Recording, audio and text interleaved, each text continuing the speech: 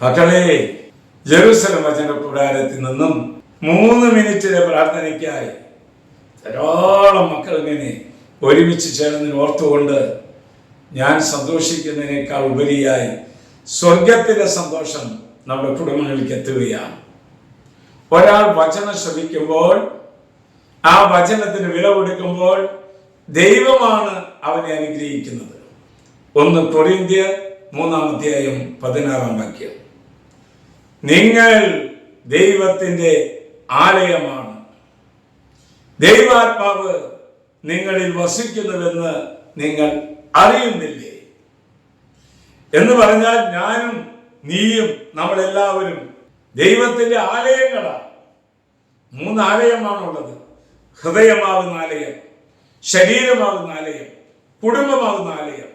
ഈ ആലയത്തിന്റെ ഉള്ളിൽ പരിശുദ്ധാത്മാവ് വസിക്കുന്നുണ്ട്.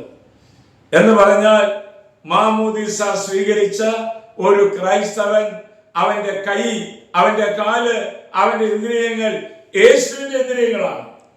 എന്ന് പറഞ്ഞാൽ ഒരു ക്രിസ്ത്യാനി ഒരു സൂപ്പർ നാച്ചുറൽ പവർ അനോയിന്റിംഗ് സ്വീകരിച്ച വ്യക്തി യേശുവിന്റെ സ്വന്തമാണ്. അങ്ങനെയുള്ളവരെ പിശാചിന് പേടിയാണ്.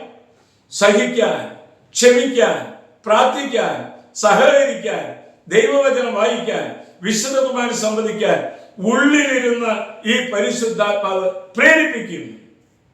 ഈ പ്രേരണയാണ് നമ്മെ ദൈവത്തിന്റെ സ്വന്തങ്ങളാക്കി മാറ്റുന്നത്.